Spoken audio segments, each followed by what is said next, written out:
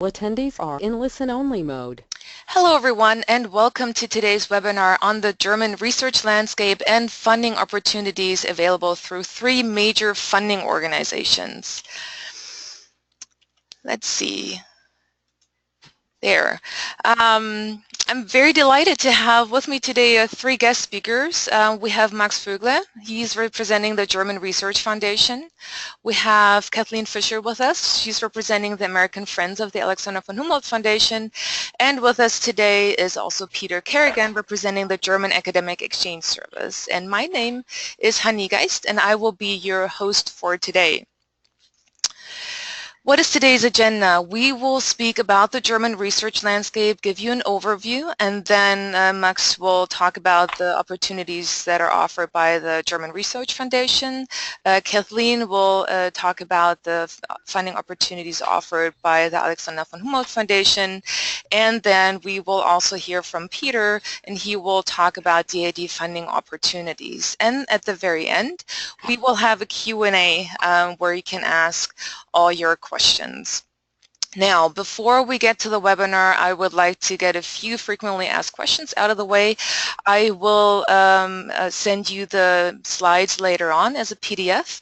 I also record the webinar, so you will be able to listen to the webinar later on as well. And of course, you will be able to contact the presenters afterwards if you have any other questions afterwards. Now, if you're not familiar with the GoToWebinar tool, you are all muted at the moment, but you have the opportunity to get in touch with us using the questions function. And I encourage you to actually ask your questions while they come up so I can collect them, and so then at the very end we can have all the questions for the Q&A. Now, that's one slide too far. Actually, we are at the point where we actually jump right into the main presentation, and for that I would like to hand over the microphone to Max, and I would like to share his slides with you so you can follow his presentation. Okay, thank you very much, Hanni. Let me ask, can you all see my screen now, Hanni? Yes, we can. Thank you. Perfect. Okay, so thank you very much, Hanni, for the introduction. I'm going to be talking about two different things. The first, I will begin with a general overview of how the German research system is structured and sort of the sources of financing and where it takes place, where research takes place. And then the second part of my presentation will focus on my organization, the German Research Foundation, which for those of you who are in the North American sector, we're sort of like the German version of the NSF, the National Science Foundation. So let me get right started. A couple of facts and figures from the year 2014. The German research system is fairly large. We have about 1,000 publicly funded research institutions, which includes universities, non-university institutes, research institutes that are funded by the German Länder, the states, or the federal government, and a number of other places.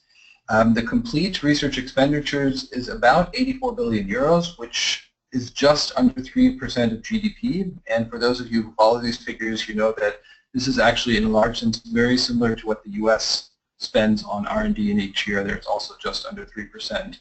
And also employment in the R&D sector is quite significant within the economy as a whole, as just over 600,000 people are employed in the sector. Another piece of good news that we found for the past decade or so is that R&D investment and spending, both by the public and by the private sector, has been increasing steadily. So looking at the numbers from 2005 up until the present, we've seen an over 50% increase in R&D spending during that time. If you look at who is spending the money and where it's being spent, you'll see about 2/3 of R&D spending comes from industry and is spent in industry, and then about another 18% goes to universities and 15% goes to what we call the non-university research sector. And that is also how we usually split the German into these three broad categories: universities or higher education institutes, then we have the non-university research institutes, and the industrial research. And I'll go through each in a little bit more detail. Universities really straddle between basic and applied research and get much of their money from public sources. And if you look at the sector as a whole, we have about 400 higher education institutions as a whole, of which just over 140 are full universities, which means they grant PhDs, masters, and bachelors, and the rest are something like state universities that hand out bachelor's and master's degrees. There's a large number of international PhD students currently enrolled at German universities. 26,000 is just under a quarter of the total, so that's quite a high number.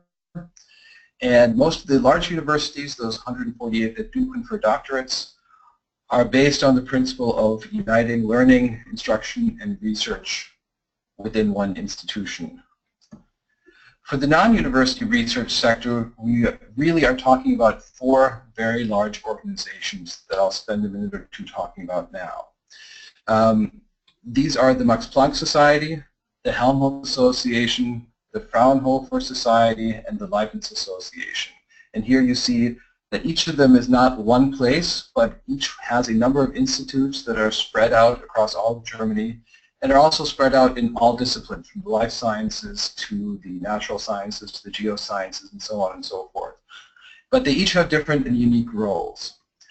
The Max Planck Society is really a place that's dedicated to the most basic research, so basic research in all areas from the natural sciences to the social sciences and humanities. And the idea really is here that they try to think 20, 30, 40 years out, or just follow whatever blue sky ideas the directors of the centers want to do. They like to see themselves, and I think rightfully so, as the producers of Nobel laureates, and actually the past German Nobel laureate from last year, Stefan Hell, is a Max Planck director. And a large number of postdocs, I think almost 80% of the postdocs at Max Planck Institutes come from abroad, so it's a fantastic place to do basic research. Then there's the Leibniz Association, which is more of a mix of a lot of different things. They see themselves as producing science for the benefit and good of humanity, which means that they take things from economics, social sciences, humanities, environmental sciences, engineering, and they work on transferring that knowledge to policymakers, academia. So not so much an industry focus, but very much a society at large focus. The third organization is the Helmholtz Association, which has the largest budget of the 4 and should be seen as Germany's national lab system. This is where our space agency, which is called DLR, is. This is also where Germany has its supercomputing centers and some of the health, like German Cancer Research Center. These are all parts of the Helmholtz Association, so it's really a national set of labs that focus on sustainable future research in a wide mix of fields. And finally, we have the Fraunhofer Association, which is focused on straddling the border between applied research and industrial application. Each Fraunhofer Institute is funded 1/3 by the federal government, and the other 2/3 come from either industry or third-party funding like us at the DFG or a place like the European Commission. So they always try to have sort of basic applied research on one side of the hallway, and then industry contracts on the other side of the hallway, and have those work together. Now, as you probably noticed, the largest part of Germany, and here Germany is not very, this is true of most industrialized nations, the largest part of R&D is spent within the corporate sector, within the private industry. And here, we're really talking about the innovation-driving sectors such as pharmaceutical, electronics, automotive engineering, and so on. And if you look at this in a little more detail, you'll see that those different sectors, pharmaceutical, electrical engineering, automotive, optics, and electronics, really also make up the largest part of the R&D spending, at least for the larger companies in Germany. Here you'll probably see many brands that you know.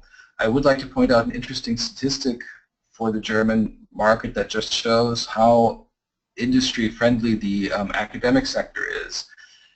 In the past couple of years, over 90% of chemistry students who began a BA went on to complete a PhD in chemistry.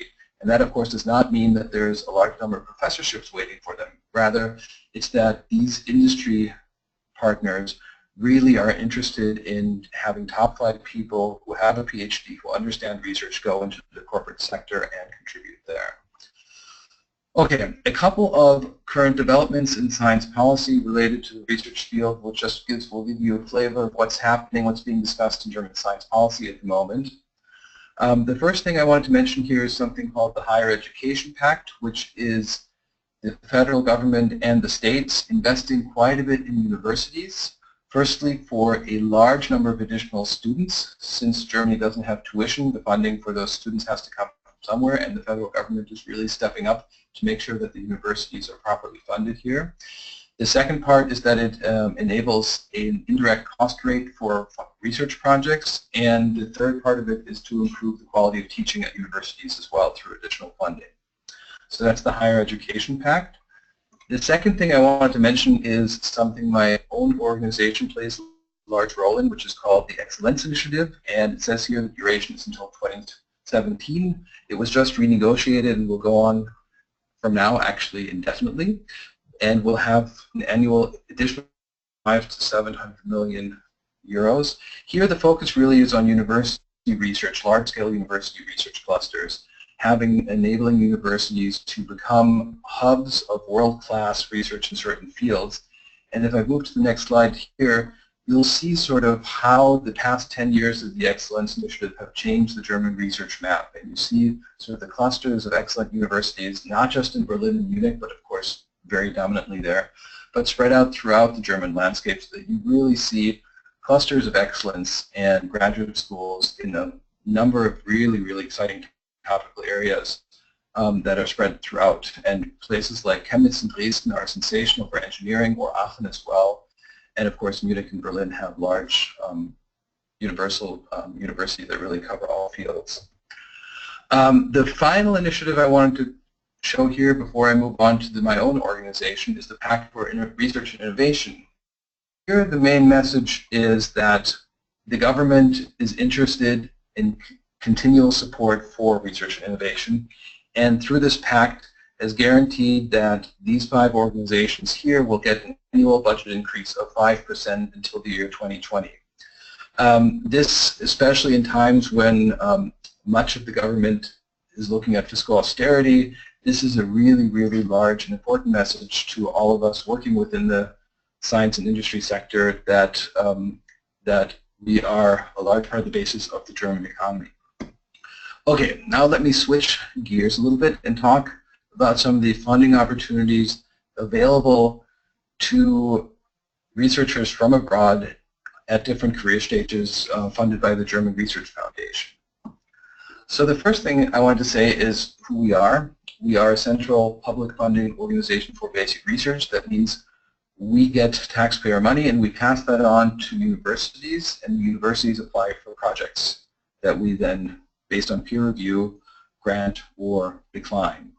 Our budget in the current year is about 3 billion euros in direct research funding, which is provided mostly by the federal government and also significantly by all 16 German states.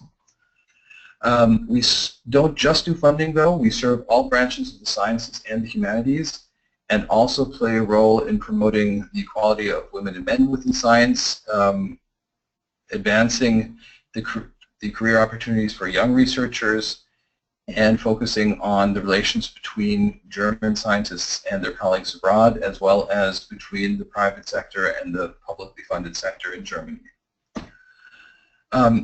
The first thing I wanted to mention is that, like I said before, we fund a lot of projects, and especially a lot of the larger projects that we fund, such as the graduate schools within the Excellence Initiative and the research training groups, which are larger structural grants that go to universities for PhD training. These, of course, have PhD positions. And one of the things I would recommend to those of you who are interested in doing graduate work in Germany is to look at a lot of these existing structures, graduate schools, and research training groups, and if you find one in a discipline that speaks to you, an institution that you find interesting, there's a good possibility that within the next year or so there will be a call of that research training group for new PhDs. coming in. Usually this includes 3 years of funding, and funding is not a fellowship. It's a full position, which includes Social Security, health care, and everything else. And it is a work contract in that sense, and you are part of the research training group then for 3 years. After that, the official DFG funding runs out, though in many cases you can extend with the PI, and he or she might be able to provide other funds. The second thing I want to mention here, which is similar, is that many of the larger centers, the clusters of excellence and the collaborative research centers that the DFG also funds, has similar positions for PhD students. Here the conditions are similar, 3 years of PhD funding for a full position. There's also many postdoc positions available there, and I encourage you all to look up the clusters of excellence and the collaborative research centers that exist in your research areas. Again, find an institution, reach out to the PI, or take a look to see when the next call for PhD positions or fellowships will exist there. A couple of more specific things is something called a research grant, which I realize is a very generic title. Nevertheless, it's very important because it enables anybody with a PhD anywhere in the world, as long as they're going to go to a German institution and do the research there, they can apply for this grant. So it's very good for postdocs coming from abroad who want to do a postdoc at a German institution, but also for middle career researchers who are looking to transition to the German research system, because you can apply for the funding you need for the project, and that can include your own position. The research grants run up to 3 years. For postdocs, it's usually 2 to 3 years. For mid-career or other researchers, this can be even a 3+2 model where you can apply for a 3-year grant, and if you come up, and you can apply for a 2-year extension. The second thing I wanted to mention is something we call the MNUTA program. This is aimed at junior researchers after the first postdoc. You need to apply between 2 and 4 years after your PhD, so it's a very, very tight window. And this is really what we see as the tenure track system for Germany, because what you will receive is funding to start your own research group for 5 years, maximum of 6 years, to really put together a group of master's students, of doctoral students, build up a research agenda, and basically put together the track record that you need to qualify for receiving a professorship later on. And again, this is open for anyone for abroad, but you do need to come to Germany, of course, and do the research there and find an institution that is willing to host you for this. Although, again, if you bring this money with you, I think most institutions will be very interested. Another thing I wanted to mention, and this is especially interesting for senior career researchers, is something called Mercator Fellowships. If you have a German colleague that you've been working with for the past couple of years, and you'd be interested in spending a significant amount of time, either a sabbatical year or a number of shorter research stays in Germany, working with your colleagues there on that project, you can have them nominate you or use the Mercator Fellowship on one of their existing grants, or to write a new grant with a Mercator Fellowship to basically host you for a year, up to a year, at the German institution to help with that project. Teaching is not required. Of course, I think most people do it. And you can also take the funding and divide it into chunks of time so that you come for a couple of summers or maybe a semester in the summer, any block of time between 3 and 12 months for a maximum of 12 months total. And finally, I wanted to mention one program that is very good at building up international collaboration. Again, this is mostly for mid-career and senior career researchers. We have something called Initiation of International Cooperation. If you've met a colleague at a conference or read a paper or have a reason where you say, I think it would be very interesting if we could do something together, then the German colleague can apply for this type of grant to then put together a number of smaller modules, which can be a bilateral workshop, a trip abroad, which means the Germans go somewhere to the US, or a guest visit, which means that the German institutions can invite people to come to Germany and do some research there. All these things can happen and you can be combined so that you can begin to think about what it is that you want to do, either write a joint research proposal, plan something bigger, think about how to best exchange research projects. You don't have to apply for DFG funding after that. It's just a way to begin to initiate international cooperation.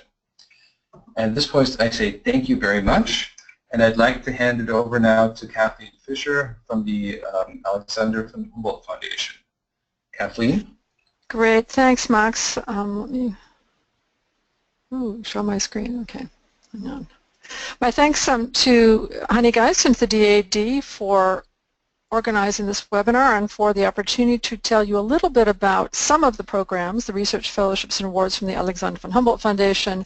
I represent the American Friends of the Alexander von Humboldt Foundation. We are the professional partner of the foundation in the United States.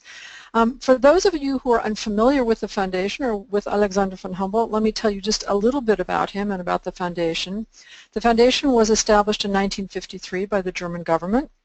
It is named after Alexander von Humboldt, who was an explorer, cosmopolitan, also universal scholar, and the Humboldt Foundation, in the spirit of Alexander von Humboldt, supports an international network of scientific exchange and cooperation and sort of long-lasting trust. In contrast to the DFG, the Alexander von Humboldt Foundation supports individual researchers. And one of the things I think is very important to emphasize is that the decisions on sponsorship are based on the applicant's achievements and his or her qualifications. There are no country quotas. There are no disciplinary quotas. And because the foundation believes in this investment of the individual, that's why the focus on people, not projects. It also means that the individuals they sponsor have as much freedom as possible. They can carry out their research projects at an institution of their choice.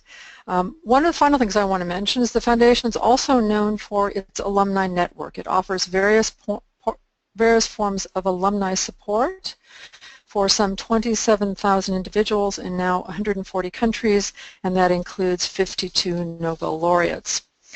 You see here the funding for the foundation, which comes largely from the German federal government, including from the federal office and from the Education and Research Ministry, a little bit from the European Union, and also from other sources. I am not going to go into all of these awards and fellowships. What I'm going to offer you here is really just the basics, and I would encourage you, if you're interested in a particular program, go to the Foundation's website. There's a wealth of information there, program information, also the applications information for nominators, etc. One thing to keep in mind is that the Foundation does offer fellowships and awards for various career stages. These are largely for academics, but I do want to mention one program at the end that is for young professionals, as I've seen that we have a number of students that are participating in today's webinar.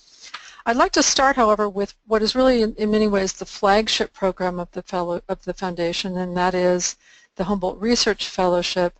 It is also available in another variant called the Georg Forster Research Fellowship. That is for scholars and scientists from developing and threshold countries. If you want to know which countries those are, please go to the website of the Humboldt Foundation. These fellowships bring foreign researchers to Germany. In the case of the postdoctoral researchers, that's for 6 to 24 months. For more experienced researchers, this is typically someone who's just gotten tenure for 6 to 18 months, and experienced researchers can actually divide up their stay into various tranches. That sometimes works out quite well, so they can do this during the summer months. Application for the postdoctoral research fellowship can be made anytime up to 4 years out from the doctorate. It's up to 12 years out in the case of experienced researchers, and you see here the stipend amount that is provided. In terms of the application, again, I would encourage you to go to the website. It involves online applications. There's a lot of information there. Applications can be submitted at any time to the Foundation. Generally, the Independent Selection Committee will meet 3 times a year. That's usually March, July, November. Allow 4 to 7 months for that entire application procedure, and I would err on the side of 7, or slightly more, because it's slightly delayed right now. You see here the general application requirements. In general, the Foundation is looking for above average doctorates, or in the case of experienced researchers, someone who's already established a record of independent scholarly activity, as evidenced in publications, for example. One of the things that I do want to mention here relates to language, since we often get this question. Particularly if you're in the sciences, there is not an expectation that you will have German language.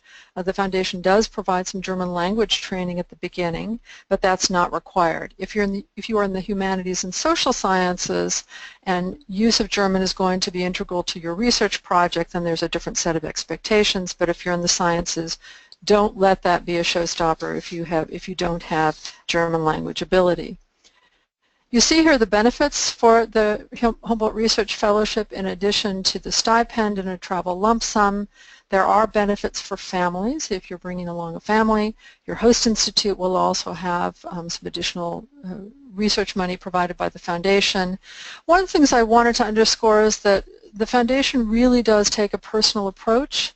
If you have questions about your own particular situation and whether you're qualified for a program, I'm going to give you an email at the end of the webinar. I would encourage you to contact the Foundation. They will respond fairly quickly and give you an individualized response. That's one of the things that they are known for. What I've not shown here, and I don't really want to go into, but I just want to flag, is that there are various forms of alumni support. Once you are a Humboldtian, you are always a Humboldtian, and the Foundation likes to remain in contact with the fellows and awardees that it has supported. One of the things that can be a challenge for many if they don't have a previous connection to Germany is actually finding a host, but there are various tools that you can use. You can go to the Humboldt Foundation's website, and it has a network online. You can search that by subject area, by location, by keyword. The Euraccess Germany website may also have some useful information. Research Explorer is a terrific resource. It's also a go-to place.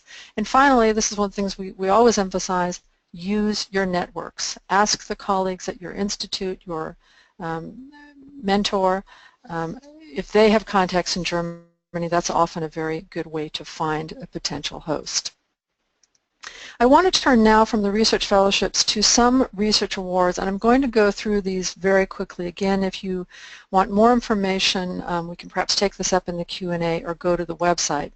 The first of this is the Sofia Kovalevskaya Award, which is really for the very top-notch academics from abroad. You have to be no more than 6 years out from the PhD, and this award provides up to 5 years of support so that a researcher can set up his or her own junior research group in Germany. The application is a joint application by the applicant and the host institution. For more established academics, there is the Humboldt Research Award, which typically goes to internationally known academics who have had a real impact on their field or discipline, and it provides a research award of 60,000 euros. Again, there's a lot of flexibility in the time that awardees spend and how they divide that time up. And finally, the Bessel Research Award is for academics who are no more than 18 years out from their doctorate. Both the Humboldt Research Award and the Bessel Research Award are by nomination only. There is no self-nomination possible. I also wanted to talk briefly about a fairly new award. This is the Anneliese Meyer Research Award, which replaces something that some of you may have heard about, the Trans-Co-op program, since I know that there are a number of people in the humanities and social sciences participating today.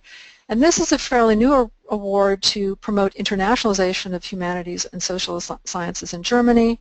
It is, again, a program that is by nomination only. The nomination has to come from a German colleague, and it should be for an outstanding researcher from abroad in the fields of humanities and social sciences, and can provide up to 5 years of support for a collaborative project.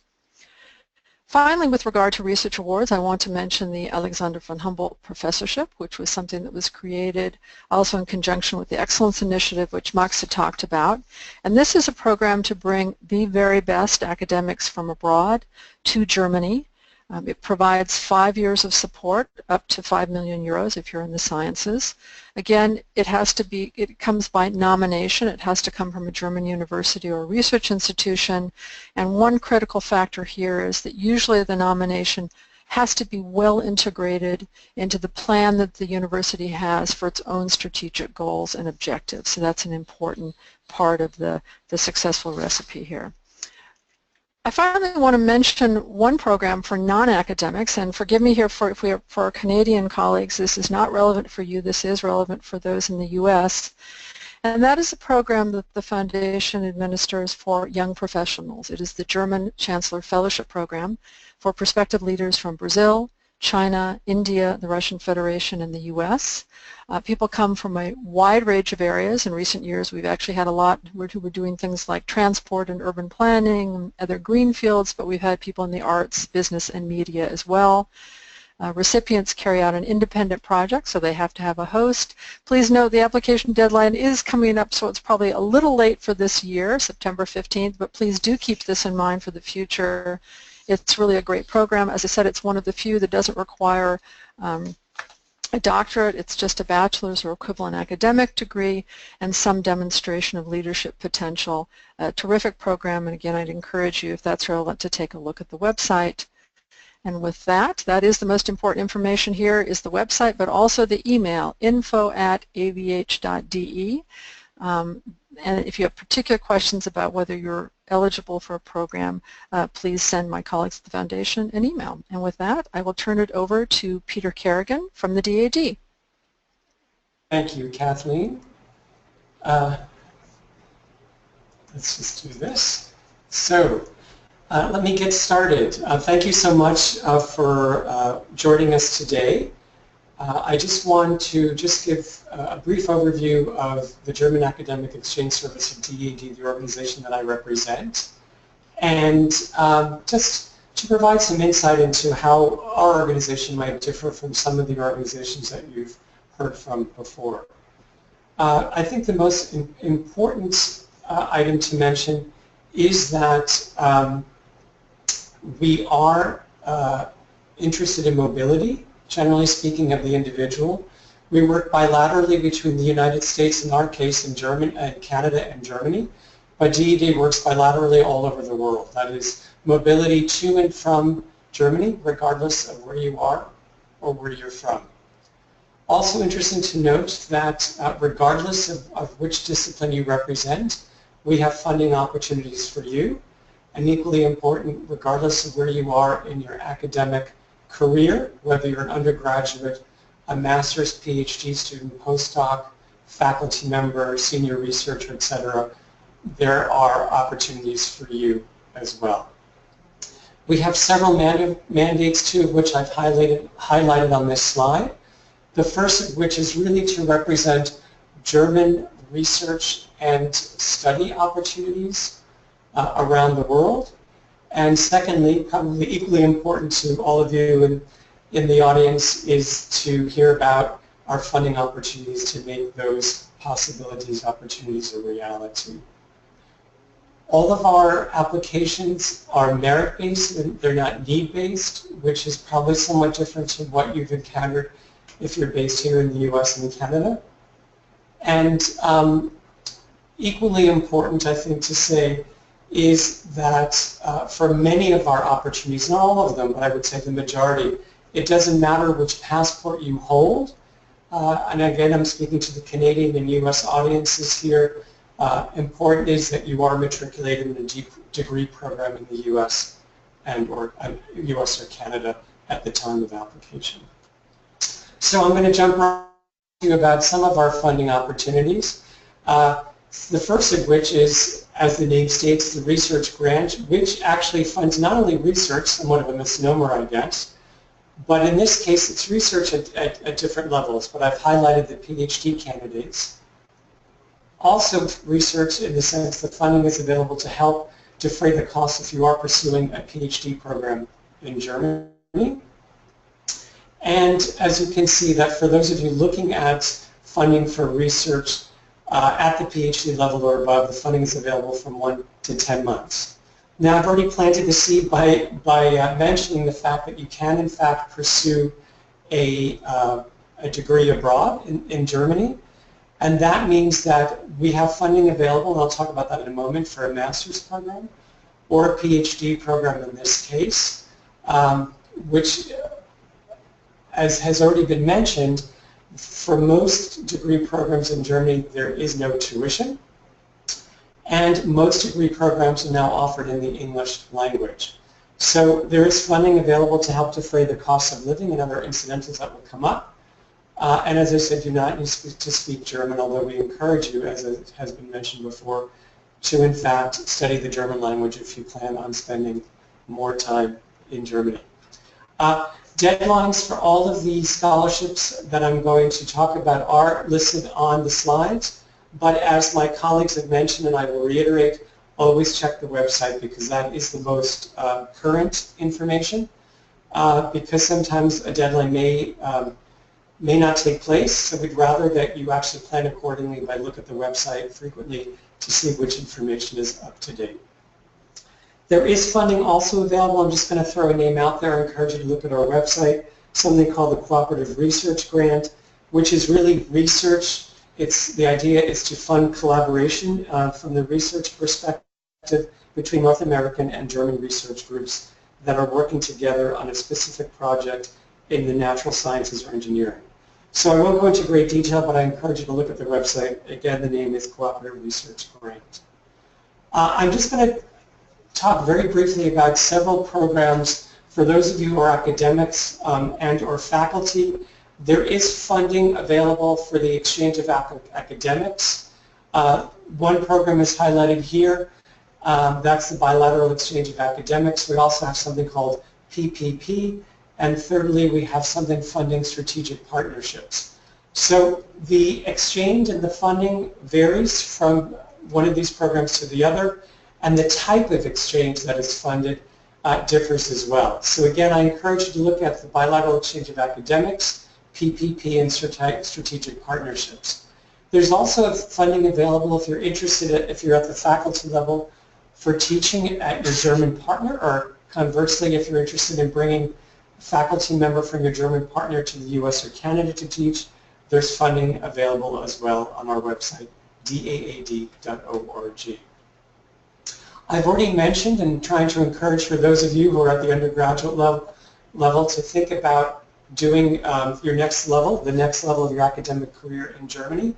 And as I mentioned, there is funding available to do a master's program in Germany. There's also funding available called the Study Scholarship to do part of your master's degree if you're matriculated here in the US or Canada in Germany at a German university or research institute or year of independent study. Again, the funding is listed here. Check our website for the deadline. November 4th is the next deadline coming up.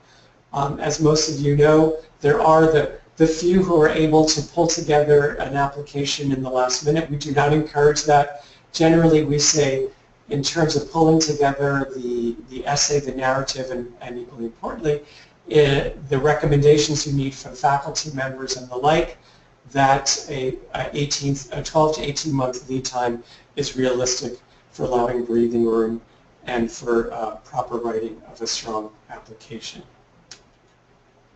For those of you who are alumni out there who have spent at least a year abroad funded by DAAD, there is funding for you to go back, and we encourage you to look into those opportunities for funding for up to 3 months. That's our re-invitation program. As Kathleen mentioned, with the Alexander von Humboldt, we do have, as for DAAD, an active alumni association here as well. We have separate ones for the US and Canada. We encourage you, if you are alumni, not just to look into this funding opportunity, but also to think about becoming active in our network. There are Stammtische everywhere. For those of you who are German nationals, German expats who are academics here in the US or Canada, we have a fantastic opportunity for you called GAIN, German Academics International Network. If you Google GAIN and DAAD or DFG, you will get a link to their website and fantastic opportunities for networking with other German academics here in the US or Canada. And to conclude, I'm just going to talk about a suite of wonderful internship opportunities that we have been offering for several years. Much like the other organizations represented in this webinar, we are predominantly a funding agency, but trying to meet the needs of students in science and engineering who are not going to Germany in the numbers that we would have liked. we decided to put together what has evolved into a suite of programs, internship opportunities, to try to facilitate mobility at the undergraduate and graduate level. So the first opportunity is geared for the undergraduate students listening today, and I know there are a number of you in the natural sciences and engineering, and that is those of you who are in between your second and third year or third and fourth years. Those of you going into your second year or third year are eligible to apply. The way it works is the database will go live in December with internship opportunities. The internships are where you're paired with a German PhD candidate in his or her laboratory in Germany. Most of the internships are in English, and the funding is provided by us. So have a look at the database if this is of interest to you. The application deadline is January 15th. You'll get notification about a month and a half to 2 months later as to whether or not you're being funded and have been offered a place for the coming year. Similar in scope is our RISE Professional. The major difference is that those internships are in fact in German industry, not at the university level. And this is eligible for master's and PhD students who are ABD and have time to go for the summer for up to 3 months to do an internship in a German company. The funding is a bit higher than at the undergraduate level because the expectation is, of course, you have satisfied more academically than your undergraduate counterparts. The deadline for that program is 2 weeks later. Again, similarly, you'll find out a month and a half to 2 months later whether or not the internship is being offered to you for the coming summer. And finally, I'd like, for those of you who are in faculty here in the US and Canada, fantastic opportunity to welcome undergraduate German students in science and engineering into your laboratories for the summer. They come funded. They bring their own funding. Great way for those of you looking to develop networks with German universities to start off by hosting a German student in your laboratory. Those deadlines are, check our website to post a project to host a German student. Those deadlines are coming up. So that is my presentation for now.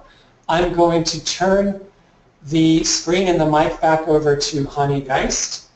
And thank you. We look forward to hearing from you in the Q&A section. Thank you, Peter. So before I continue, I would like to thank all the presenters for this great overview. I think you have now a lot of information that you have to process, and there will be even more information, but before I continue, I wanted to encourage you to send in your questions. Use the question function to ask your questions, and in a little bit I will read those questions to the presenters in the Q&A. But before I do that, I wanted to give you a little bit more information on other available resources.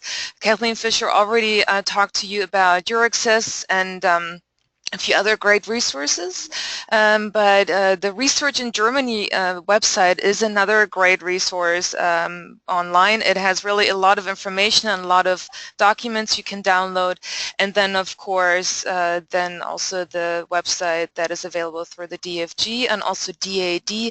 And for DAAD there is DAAD.org, and that's the website for DAAD North America with very specific information for those that are in Canada and in the US. But then there's also DAAD.de, and that also has a lot of information for Germans if there are any German nationals listening to us right now.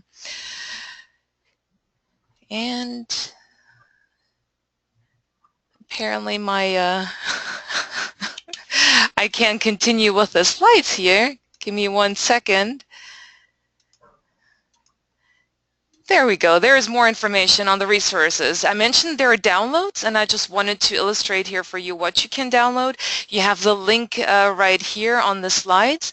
So there are great brochures with information On the funding opportunities, you've heard from the DFG and Alexander von Humboldt and DAAD today, but in this brochure you will also find information on available funding through Max Planck, Fraunhofer, Leibniz, and Helmholtz, and we also have brochures specifically on the German doctorate and on how to prepare a successful research stay.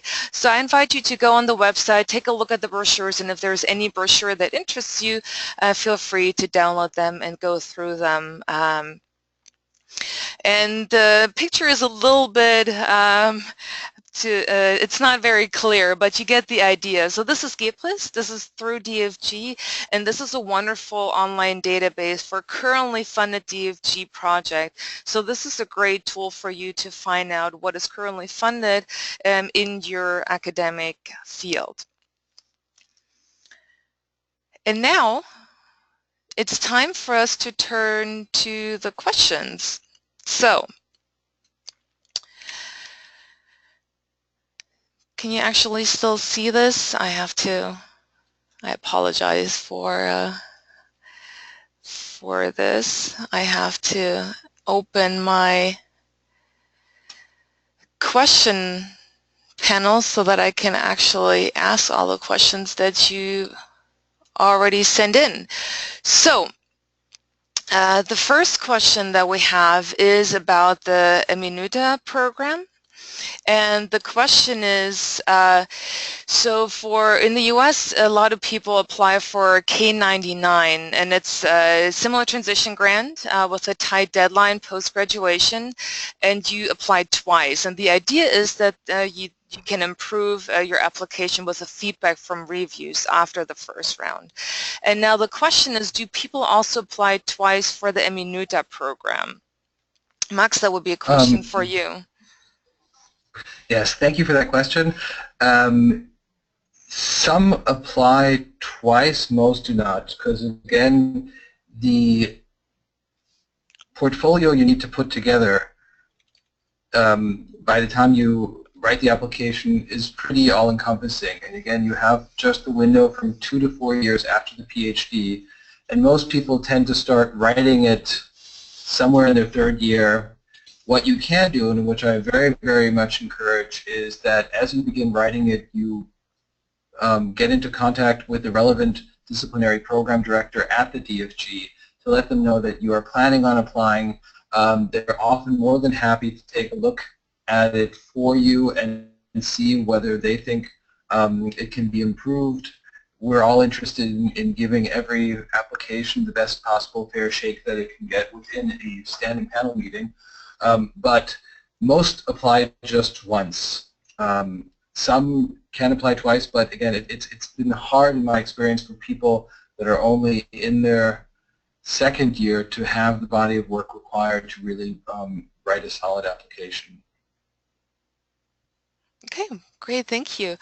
And I have a question for all of the presenters, actually. What programs are available that enable the German postdocs abroad, so presumably someone who's currently in the US or Canada, to return to Germany? Peter, that's maybe a question for you. Thank you, Hani. Well, first of all, I would encourage the person who submitted the question to contact GAIN, our network here. We do have some funding available. If you go on our website at daad.org, we've had some funding schemes that have been temporarily suspended, unfortunately, the Rückgewinn und Deutsche Wissenschaftler, but we encourage you to look at that website to keep up to date to make sure when that funding comes available again.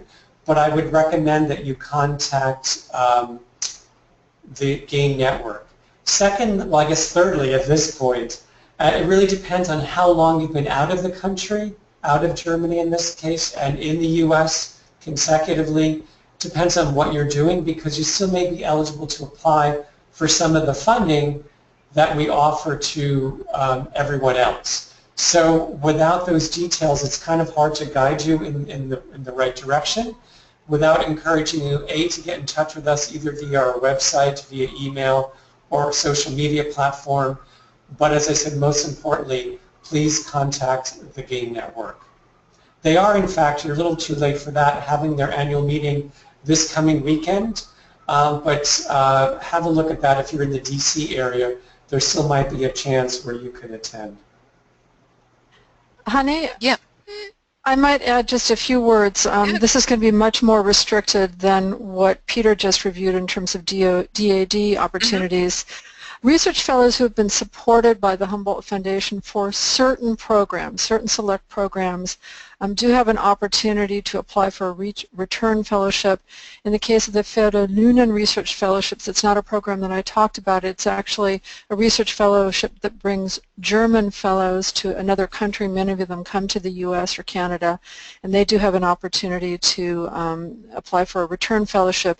It's also true for research fellowship recipients from certain countries, developed or emerging countries, or certain countries in Central and Eastern Europe. But the requirement here is that they have already had to have been supported by the foundation. Mm-hmm. Okay, great. Thank you, Kathleen, for that additional information.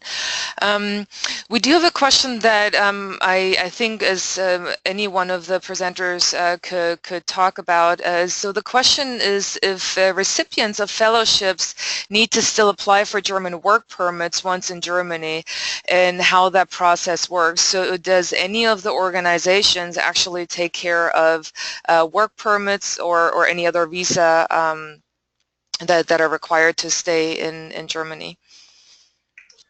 Heidi, this is Max. I can take that question. Yeah. So the organizations generally do not take care of that. Many universities and non-university research institutes do. And I would especially advise you to take a look. There's a fabulous brochure on the website that Hani mentioned before on Research in Germany publications, which has to do with exactly these questions. Visa, can my spouse work, what do I need to do? And I would especially just say take a look at that. But in general, us, the funding organizations, don't provide support for that, but the institutions that you will be going to often do. Mm-hmm. And then as an additional information, you will also find information on what visa is required and work permits on the Germany.info page, so the page that is offered by the consulate and the embassy in the U.S. I believe it's the same I think it's a different website in Canada, but in Germany also has a presence in Canada, so you can get a lot of information on the forms that you potentially need also on the website.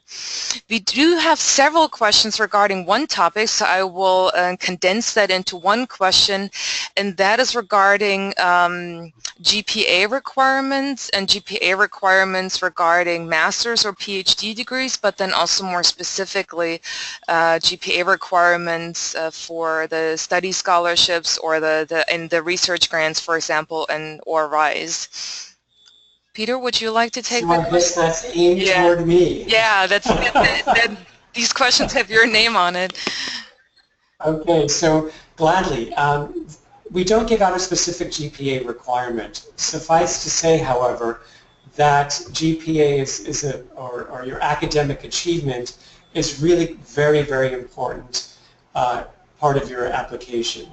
If you check our website, there might be some roundabout figures in terms of where you should be if you want to apply. I would just say that really you need to have a strong academic record to apply. Where the cutoffs are in terms of numbers, that varies from year to year because the applicant pool varies from year to year. So don't be dissuaded if you don't have a 4.0, but you really need to have a strong academic record. Similarly, when you're reaching out, there were two questions there. One was applying for funding through us, the other was applying for actual degree program. Those requirements for the degree program vary from program to program. So what we generally advise is that once you've had a chance to look at a program where you have identified a program that you like, and there are plenty of databases out there to help you with that search, one of which is not in Germany, but the companion website is Study in Germany. So if you Google that, you'll get the website. And similarly through us, if you go on a database which is called International Degree Programs, those are the degrees being offered in the English language. Through this various search functions and filters, you should be able to find a program which suits you. but really go on the website of the individual program, and more importantly, contact the people in the admissions offices at those universities to find out. If there, for some reason, you feel that your academic standing is not where it could have been or should be, what we tend to say is, because you're being reviewed for our funding by a selection committee comprised of professors from the US and Canada, to really reflect whatever's important to your story in the narrative in the essay that you're submitting. Great, thank you. And I think, yeah? Peter? I'm sorry, if you would like to add, or Hani or any of the other colleagues on Max or Kathleen. Kathleen, Max, do you have anything to add to this question?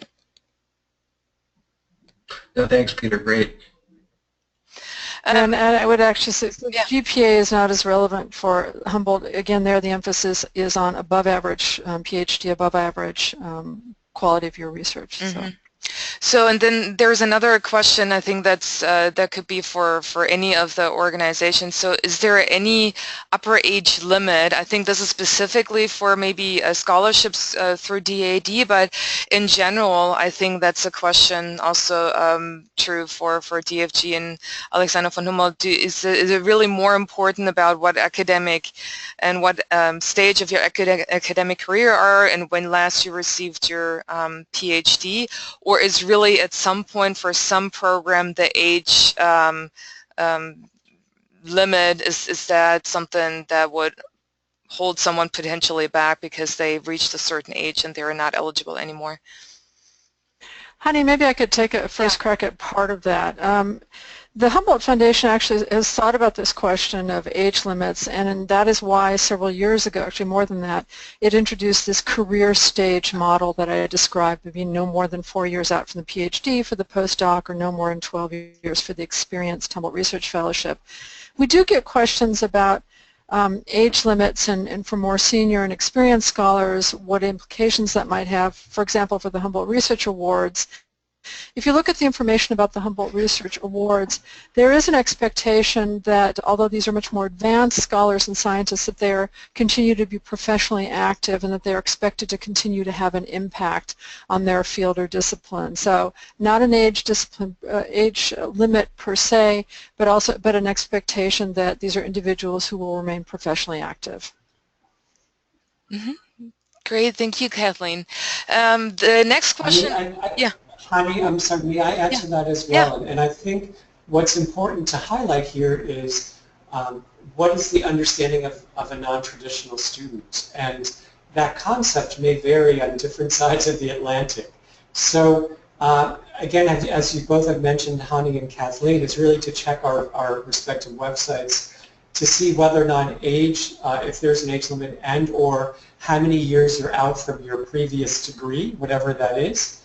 But most importantly, if you encounter something where you feel you've aged out for whatever reason, let us know. We won't be able to change it in the foreseeable future. However, down the road, and this is what we've had to do in the past, much as von Humboldt, the Alexander von Humboldt Foundation, has had to restructure some of their thinking, we hopefully will be able to do that as well, as the concept of the non-traditional student in Germany maybe begins to reflect how we understand that here in the US and Canada. All right. Hani, can I? Yeah, of course, of course. Okay. Like the Humboldt Foundation, the DAAD, the DFG also doesn't have age-based criteria anymore, except to say how many years after the degree. That said, though, the review committees that, of course, review all proposals take into account how much time you've had to work on whatever project you were working on before, and if you're, especially if you're preparing a Utah grant and other things, again, it's the things that you produced, the time that you've had to produce them that they do take into account. I can say that, especially if you are the primary caregiver for a child, that you can add years, so instead of 2 to 4, if you take care of a child, it goes to 3 to 5, to 4 to 6, depending on how many children there are. And these are things that you need to then lay in the application and probably talk to the program director beforehand so that they can make sure to point that out during the standing panel meeting. But other than that, there's no age-based deadlines anymore. Mm-hmm. We are almost out of time, but I wanted to take two more questions that were actually asked by a few people. So that was the question, and it's actually related to the age question about the what if, and especially in the U.S., it's a lot of the professors, while they're technically retired, they're still academically active, and for those professors, for those researchers, is their funding still available, or would they actually have to be still be actively part of the university to be able to qualify for funding?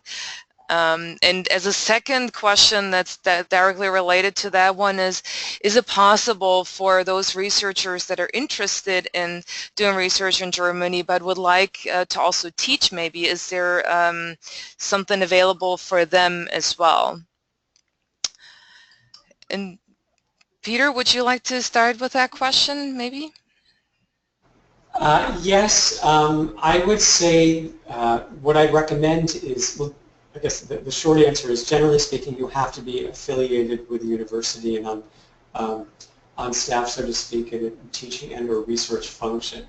But if you've retired and you have still maintain some sort of status on campus, I would just recommend you look at our websites and look at the requirements. I don't want to give it an overall yes or no answer, because the individuals or the individual who submitted the question perhaps could be eligible, and I may give an answer which would dissuade him or her from applying. But generally speaking, with our research grants versus the visiting professorships, it's either one or the other if you're applying for those funding schemes. There is funding perhaps in some of those other strategic partnerships within those schemes that I very, very, very briefly touched upon, where both might be possible, but again, I encourage you to look at the DAAD website for further information. Kathleen or Max, I don't know if you would like to add to this. Yeah, Peter, I'll just start. Go ahead, Kathleen. Just very briefly, I just want to start by echoing a comment that Peter just made a few minutes ago about different cultural expectations and notions of what it means to be retired but still active if you're not affiliated with a formal institution. This, in the case of the Humboldt Foundation, the only programs that would come into question would be the awards, particularly the Humboldt Research Award.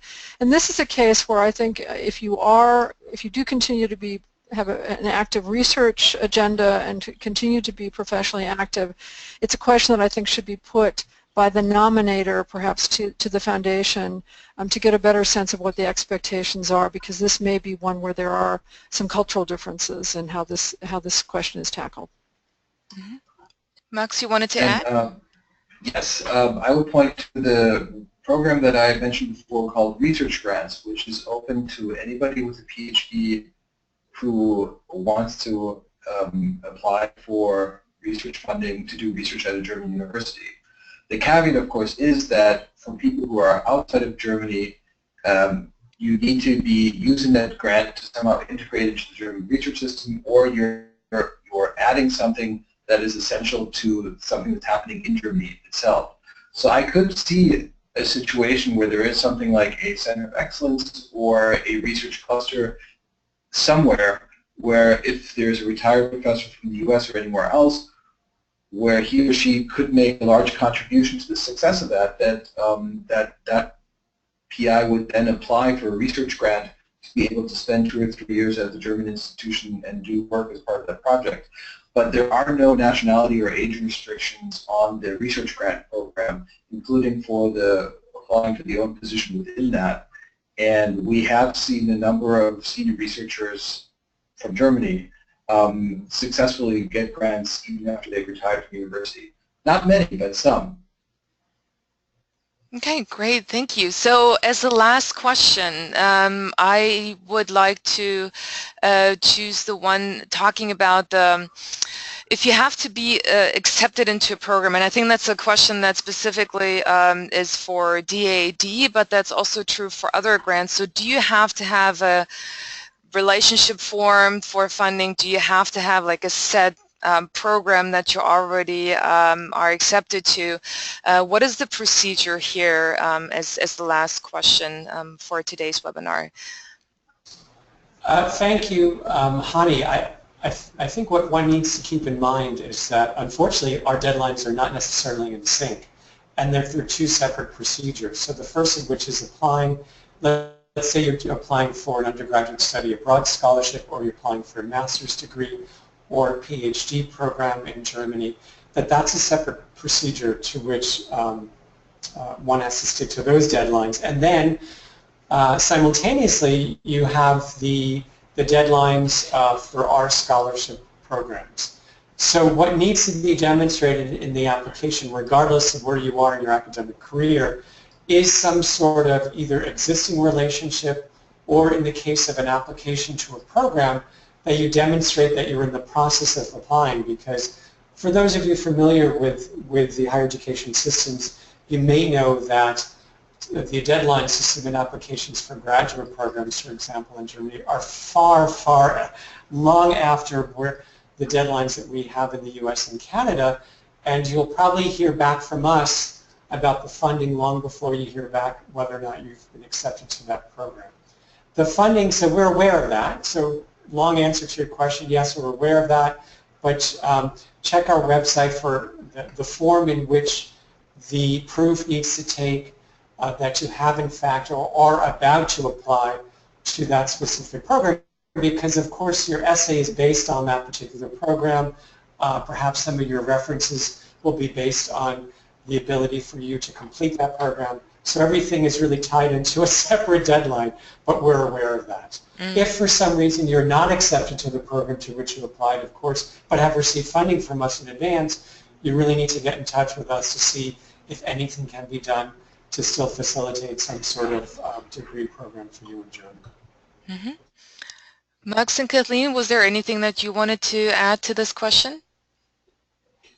No, thank you. No, not necessarily. Okay, I said that that was the last question, but I actually just received one that I think is very important to address, so I briefly wanted to touch on that. So that's about the two-body problem, basically saying that if you have a partner and one partner gets a job offer or fellowship somewhere, it's often very hard for the other person, especially if the spouse is a researcher. So for the DFG and the Alexander von Humboldt Foundation, is there any support for that to support, well, specifically women, but in general, just spouses of partners who received a grant? I can start this. Yeah.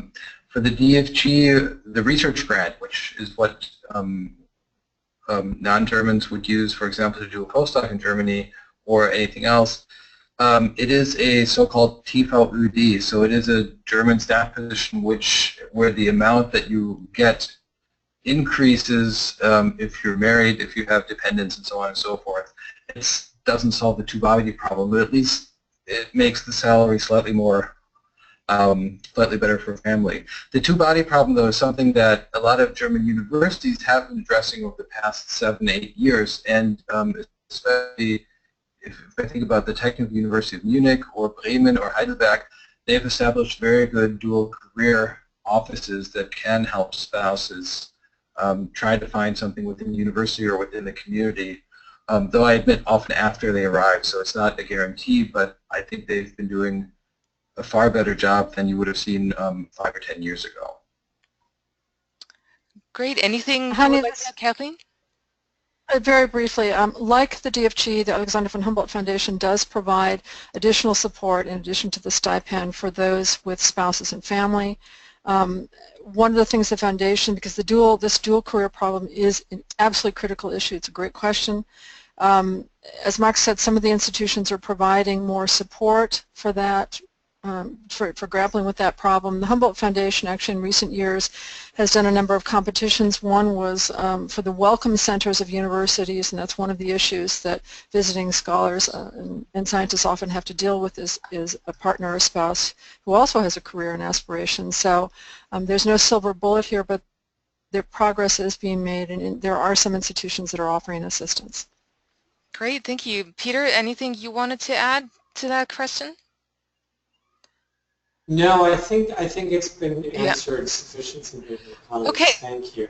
Great. Then we reached the end of our webinar. I would like to thank all the presenters for taking the time to talk about funding opportunities to do research in Germany. But thank you all to all of the attendees for joining us today and for all those great questions. I hope you have a wonderful day, and I hope you will join us for future webinars. Thank you very much. Bye. Thank you, Honey. Thank you. Thank you. Thank you.